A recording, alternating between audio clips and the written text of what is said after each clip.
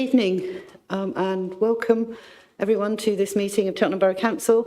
I'm Councillor Rowena Hay, the leader of the council.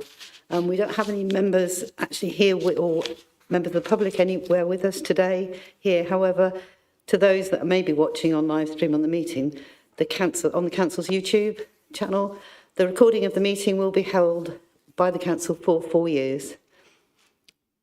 There is CCTV camera that you all know about, and audio recording is in operation in the foyers and public gallery. There is no fire alarm test that's expected, so if the alarm does sound, you should immediately make your way to the nearest fire exit. I do have apologies. Councillor Lewis is actually on holiday in Rome. It looks like it's nice and sunny there too. And I also have apologies from Councillor Collins, who is not well. Are there any declarations of interest? No?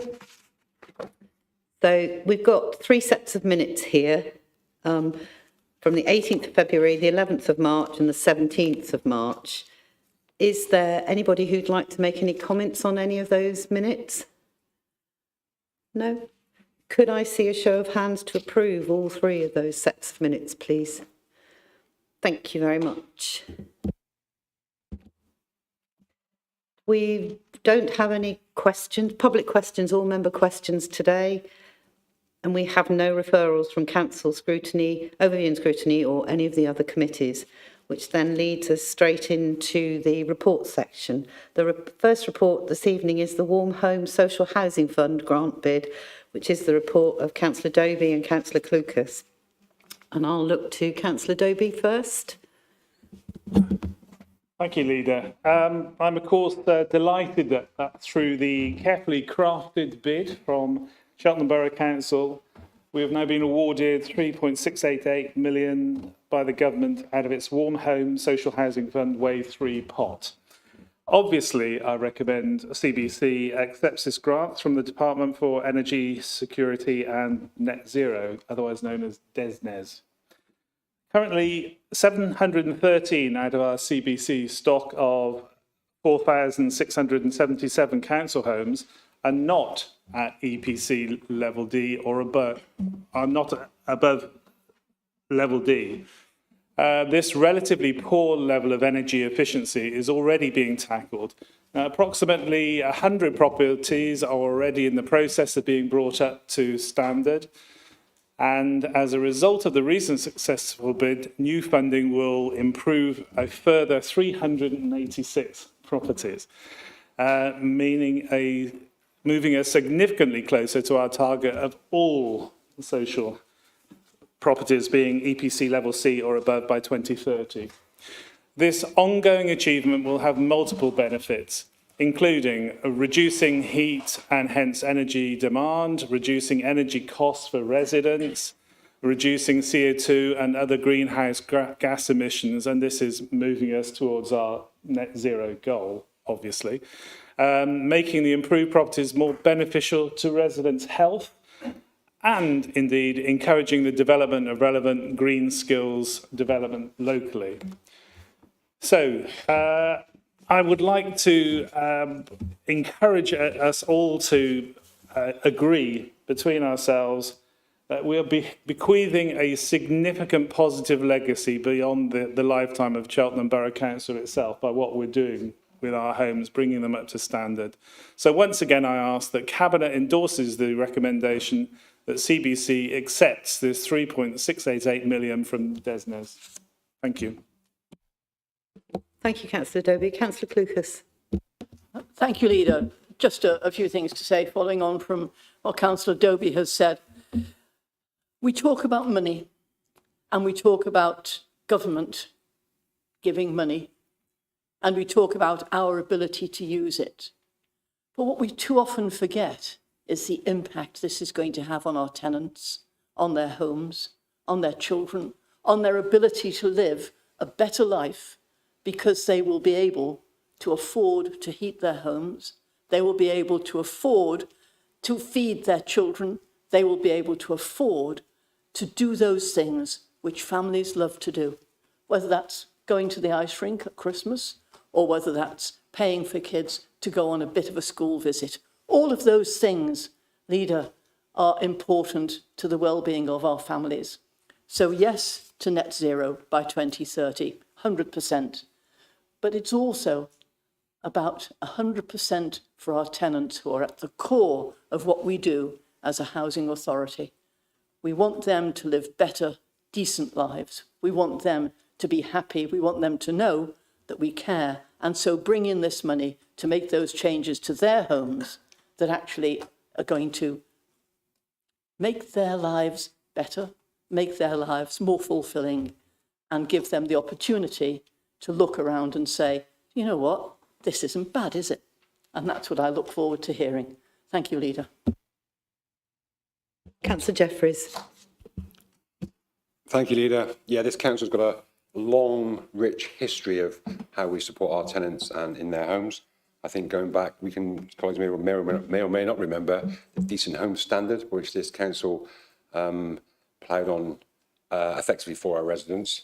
I can remember as the cabinet member at the time, back in the day, before my grey hair appeared, investing in solar PV across the housing stock to millions of pounds in that for those environmental reasons, but also for the benefit of the tenants.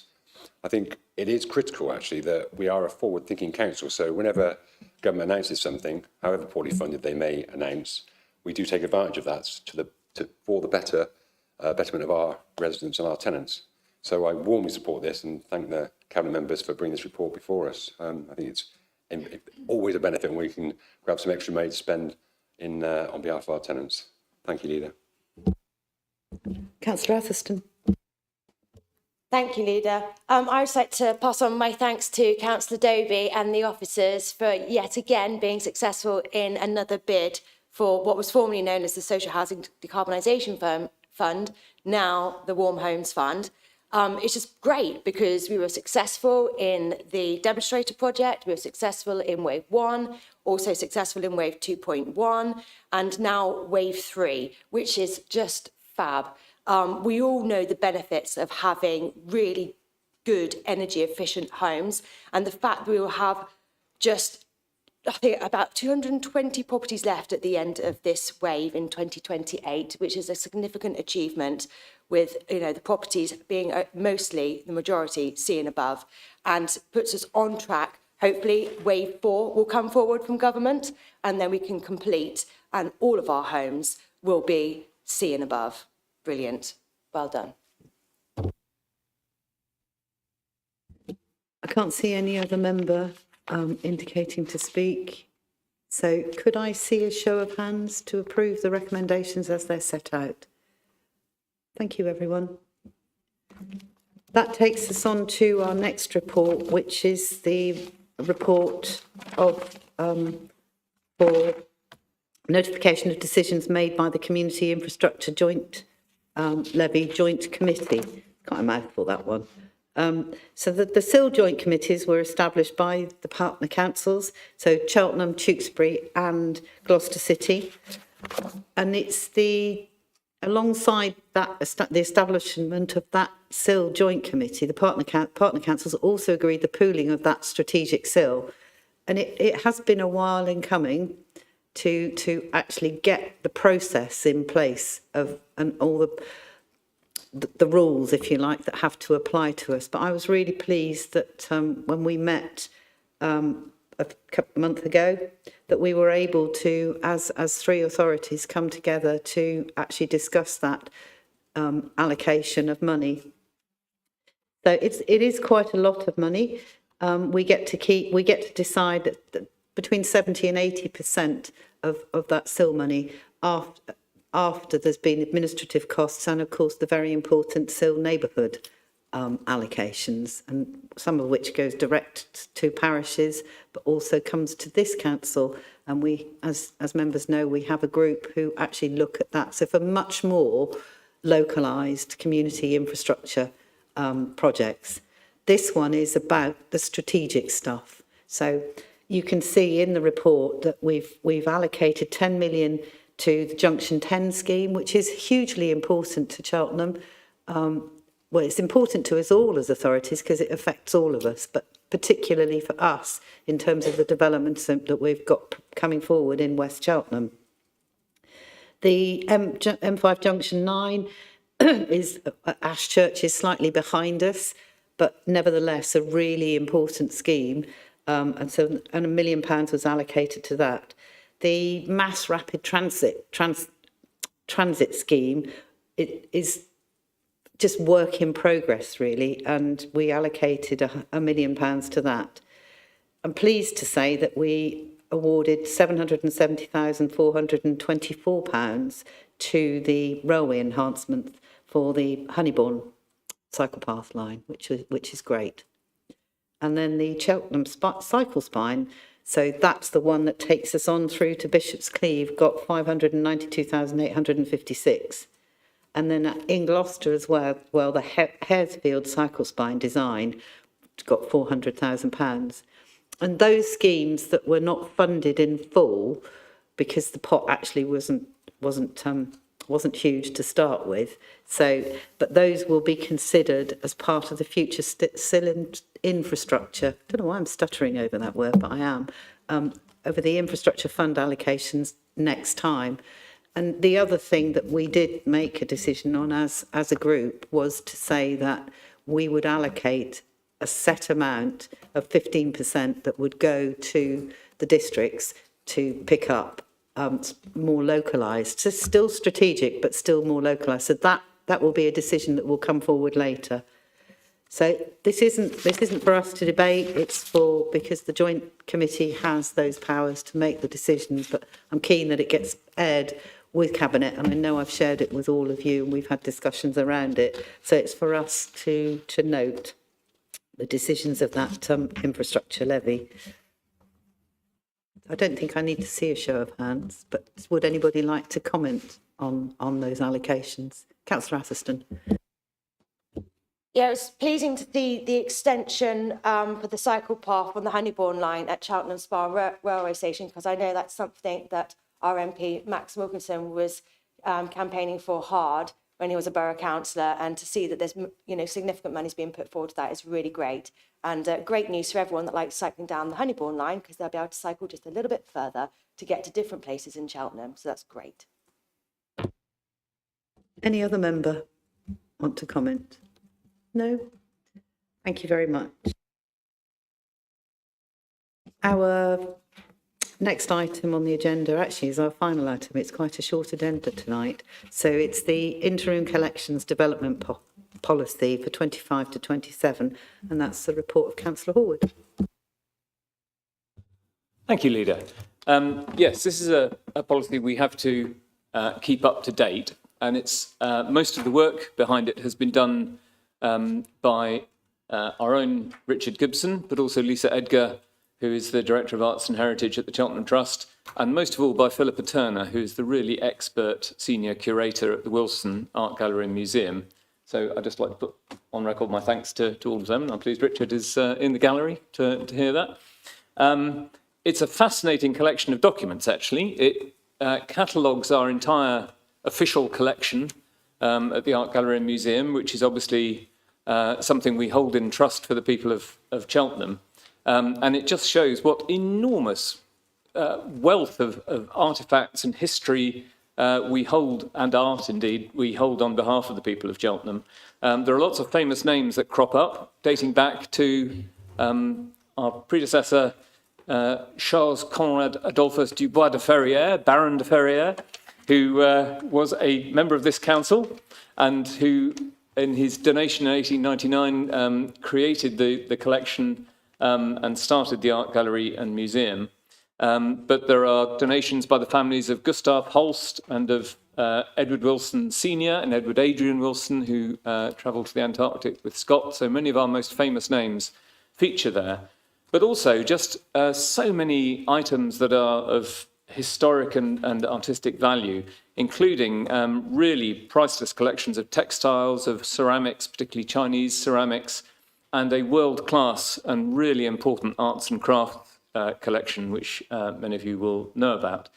The recommendations in front of us, the first two are to essentially approve the interim collections development policy, which is detailed in Appendix 2, and two supporting policy statements. One is the interim collections care and conservation policy, which allows for a certain rationalisation of the collection, where, for instance, items of taxidermy have deteriorated to the point where they are a threat to human health and are really not in a state that can be safely or even very attractively displayed.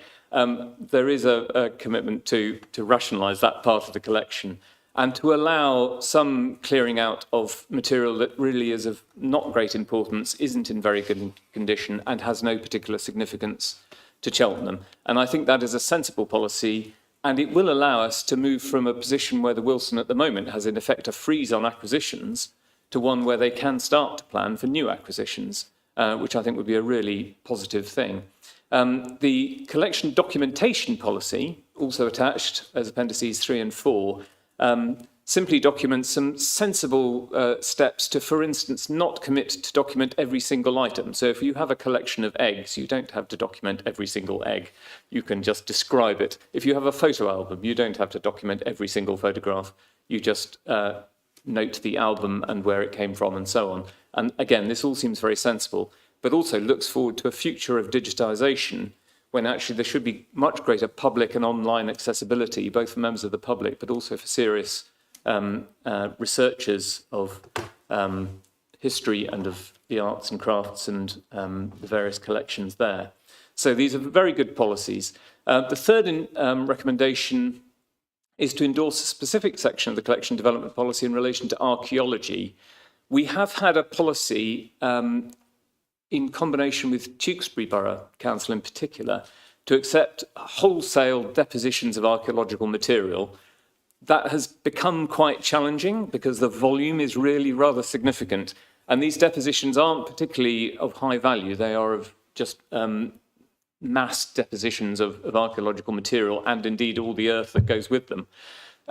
So I think a sensible rationalisation that has been discussed with Tewkesbury is that we will now say that we won't take depositions from outside Cheltenham borough boundaries.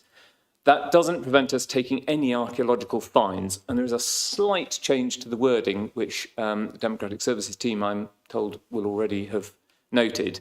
So in that recommendation where it says the Wilson will no longer accept archaeological finds from outside Cheltenham, that should say archaeological depositions. We will actually accept archaeological finds if they are of sufficient quality and of importance to Cheltenham. And then finally, there is a recommendation to have a policy of deaccessioning Tram 21, subject to a viable plan being agreed. Tram 21 is a really historic item. It's a very big item. It's the size of a double-decker bus. And it is the last tram that was operational in Cheltenham. It went at one stage to Cleve Hill, it went at one stage to Hampton Hill up tram roads. And it's a really fine item and important to Cheltenham's history. But for decades, it has been sitting in storage in pieces, and it deteriorated over time originally and was expensively restored. It has since deteriorated to some extent in storage, as these things will do. And there is no realistic prospect of it being either conserved to museum standard or restored to be a full working tram, both of which would be very expensive operations. And in the case of conservation, it still doesn't solve the problem of where to put it. So in discussion with the Wilson, I'm proposing this policy to say we should deaccession it, in other words, take it out of the official museum collection, once we have a viable plan that would actually bring it out of storage and into public view and allow its story to be told. So that might involve converting it to some other public use that would tell the story of the tram and actually put it back into the public view, which as a student of history, I would say is actually where it should be. And the fact that it isn't conserved to museum standard in that process, because that hasn't proved to be a viable option, I think is okay, and I would commend that recommendation to Cabinet. Just to be clear, this does not mean we are either selling it off or throwing it away. Those would not do our reputation any good, and it would actually damage the Wilson's reputation as an official collection curator. So that's not the plan. It is to have a viable plan to bring it back into public view and to find some appropriate use for it. And once that viable plan is agreed, then to deaccession it from the collection. So I hope Cabinet will agree with these reports. I hope you've read them because they are absolutely fascinating and they speak a lot to the kind of treasures we have in store and the history of Cheltenham. So I commend it to Cabinet Leader. Thank you. Any member? Councillor Atherstone. Thank you, Leader. I'd just like to thank Councillor Horde for this report. You're absolutely right. It's a fascinating read, and to see the rich items that we have in terms of history and culture, all these different collections. I have a question. Because I'm sure lots and lots of different people for various different reasons are going to be very interested in some of these collections, do we have any idea as to how frequently the collections are viewable in the museum and what that sort of rotation is like at all? That's a very timely question, actually, because not only are there periodic collections on show, so for instance, the Common Ground exhibition at the moment, which shows about the links between history and landscape and local people, and has brought an assortment of items out of the collection. And the Director of Arts and Heritage, Lisa Edgar, I think has a really good vision of how to bring some of those items that have been sitting in storage for a long time into public view. But there is also a project ongoing this year called the Big Museum Project, which is a participative exercise that actually invites everybody in Cheltenham to give their view on what most interests them from the description of the collection, what they would like to see coming out, how often they would like to see it coming out. And that's with a view to really planning the newly refurbished galleries at the museum in a really exciting and innovative way. So if you can actually walk into the Wilson and take part in that, but you can also do it online. If you go to the Wilson website and look at the collections page, you'll see Big Museum Project under there, and there's a feedback button, which if you click that, you will be able to give your view, and anyone can take part in that. So that will help to determine exactly what we display, how often we display it, and what kind of approach we have to the collection in future. Any other member? In that case, can I ask Cabinet to approve the recommendations as they're set out? If I could see a show of hands. Thank you, everyone.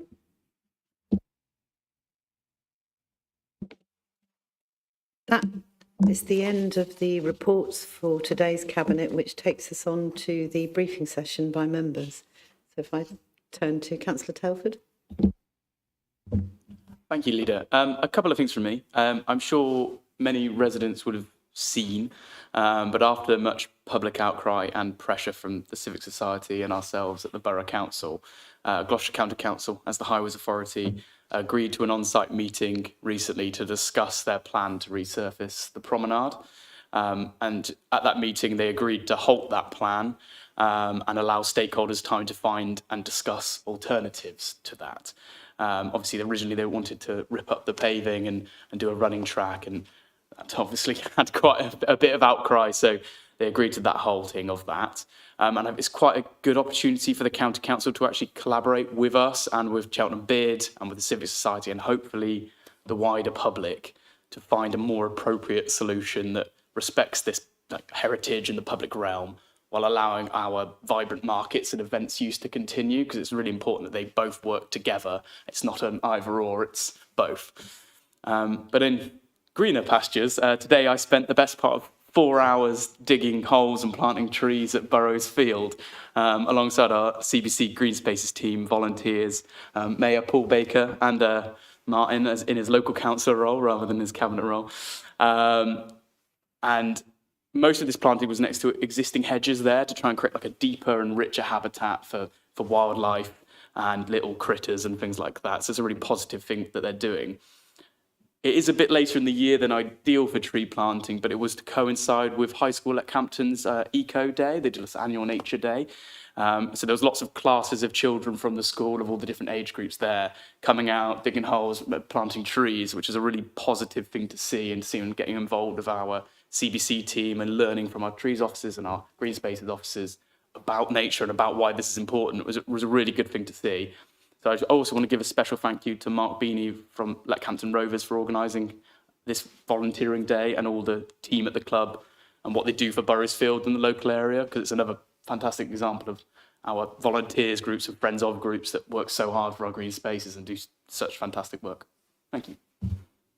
Councillor Atherstone. Thank you, Leader. From a community perspective, I was really delighted to attend the relaunch, of Cheltenham Churches Together in Methodist Church. It was great to have so many different community groups there, church organisations, discussing how we can better collaborate and share information.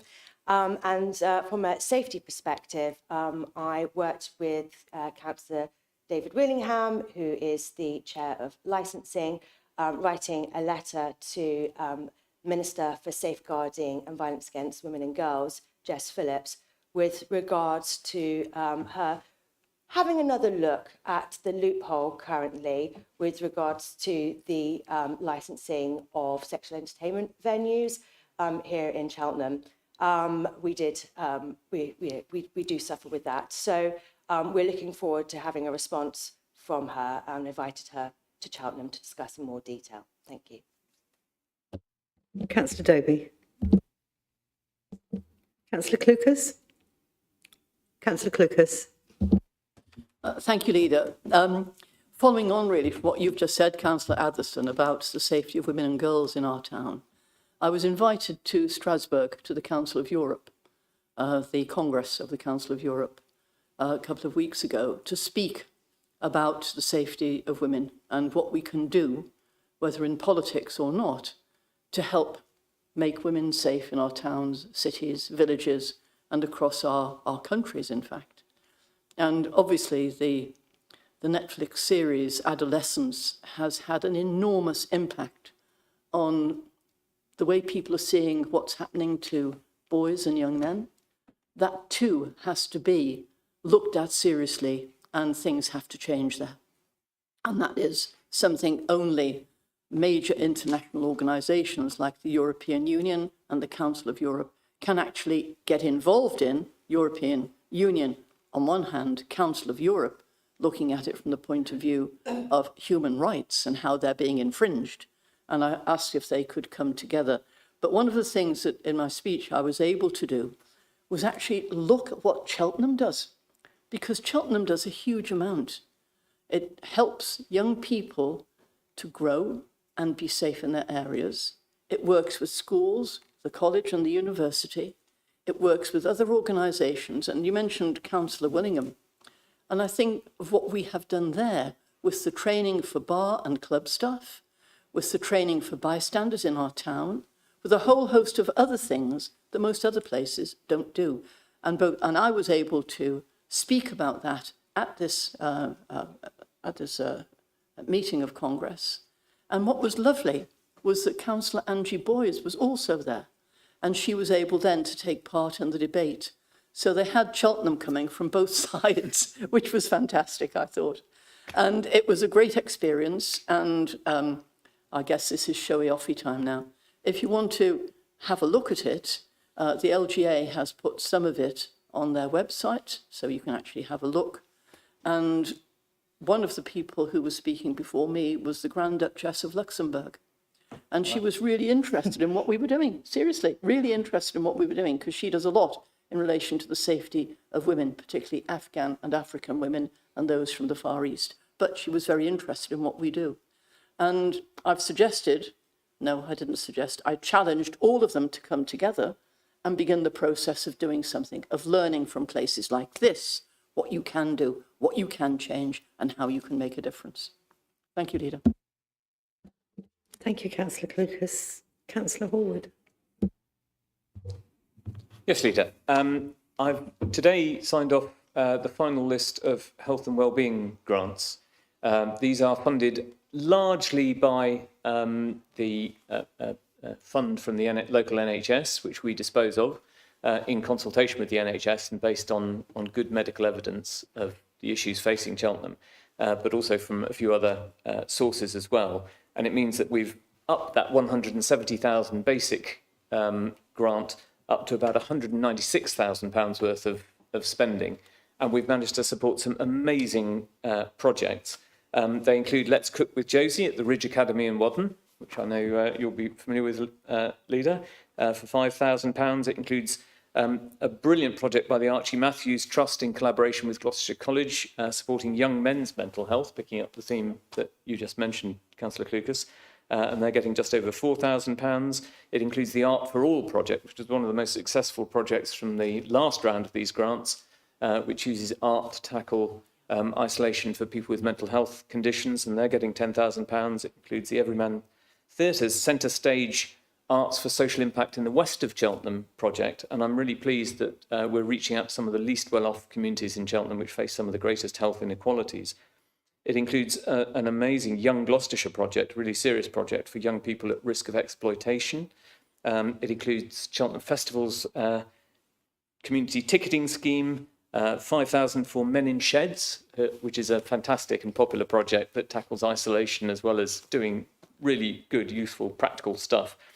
And it even includes Homestart North and West Gloucestershire's project for young mums facing mental health challenges as well. It's an amazing list of projects, and I have to again thank Richard Gibson as the officer who's done an enormous amount of work behind this, and also our local Director of Public Health and other colleagues from the NHS who assisted in the process. But it's a really good example of how local knowledge and really good ideas from the community have helped to create an amazing list of projects that will really tackle some of the issues like young people's mental health that we identified from the health data. And I think we should be really proud of that contribution. Thank you, Leader.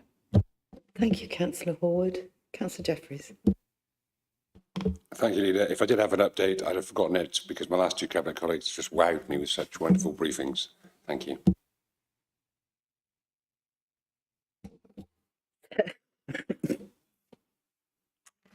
So it's been a busy month, March.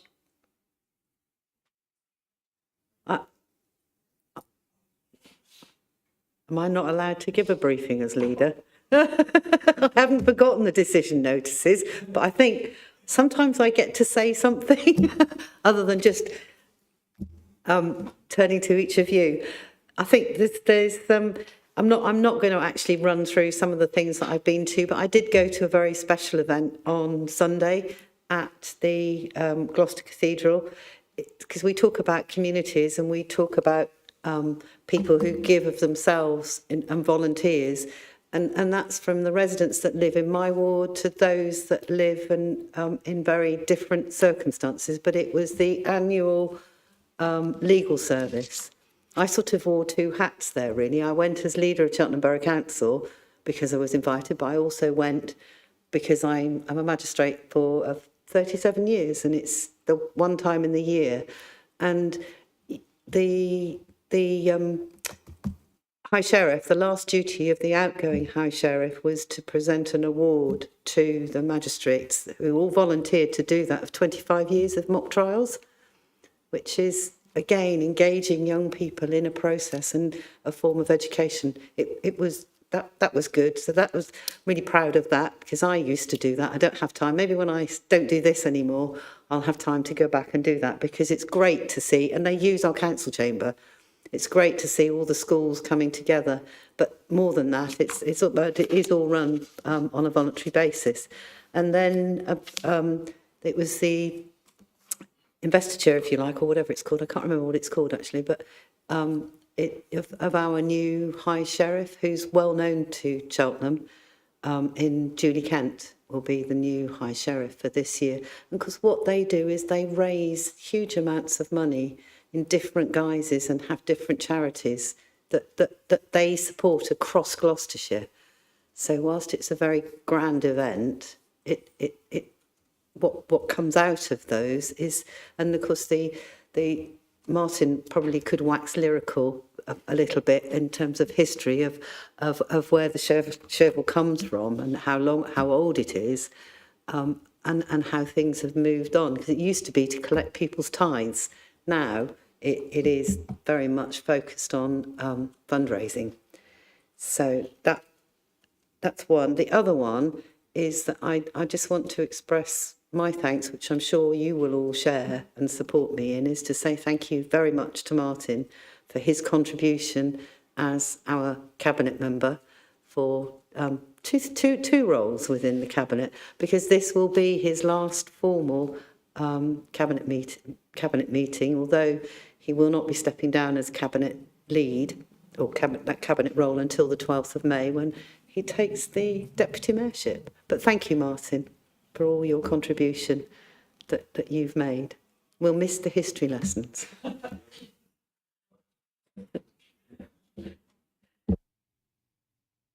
So now that does take us on to decisions. There were two decisions this month. One was made by Councillor Collins, and that was to review the local development guide in the context of what is Cheltenham's statutory responsibility. So again, it's a developer guide. It's a living, breathing document and does need to be reviewed. And I'm pleased to say that a response was submitted by the deadline. And the other decision that was made actually this month, the decision that was made was the member by Cabinet Hallwood, Councillor Hallwood. Yes, thank you, Leader. Yes, I took a decision to agree to an adjustment to the financial relationship we have with Cheltenham Lido. Cheltenham Lido is one of our absolute gems, and I visited it this week, and it is looking really beautiful in the spring sunshine, and there are lots of brave souls leaping into it, and they did invite me to do some cold swimming at some stage, but I'm not committing to that just yet.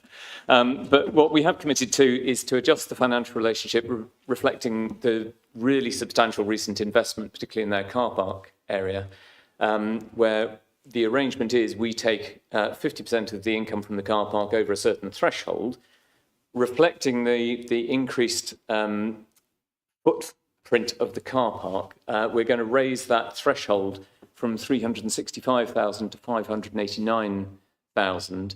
And we're also going to, at their request, adjust the arrangement whereby we judge that according to the retail prices index, not every 5 years, but annually, to reflect slightly more real-time changes. That shouldn't result in any loss of income to the council, although these things are a little uncertain, obviously, because actually the turnover of the car park is expected to rise quite significantly following this most recent investment. So I think it's the right thing to do, and I think it helps to support the Lido as a charity that raises an awful lot of funds itself, but which we are also, I think, quite right to support as one of Cheltenham's absolute gems, even if we don't do cold swimming. And if I can just reply to your earlier remarks, Leader, it's been an absolute privilege serving on Cabinet for these last 3 years, and I've obviously got to take these probably about 2 years out as in a relatively non-political role on the council. After 2 years, who knows quite where we will be, really, and what we'll be looking forward to. But I have to say, the officers that I've worked with, from Chief Executive Gareth, through senior officers like Claire Hughes and Tracy Birkinshaw, through to senior officers like Richard Gibson and Louis Krog and Helen Mole and others, that we have some really exceptional people, and we're very lucky as Cabinet members to get to work with those. I'm also, I have to say, privileged to have worked with all of you as Cabinet members, and indeed with the one missing former Cabinet member, former Councillor Max Wilkinson. Whatever happened to him, eh? And I think if in 2 years' time we still retain all that kind of talent and those values that have driven us as a really exceptional, progressive, Liberal Democrat council, then I don't think we'll be looking at too difficult a future, and I think we can be pretty optimistic. So thank you very much, and thank you for your leadership,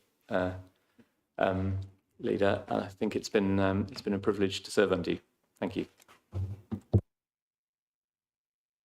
So that is the end of the agenda for tonight. I think the next Cabinet meeting is the 20th of May.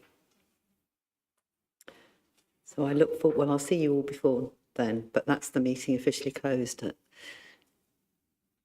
6:40.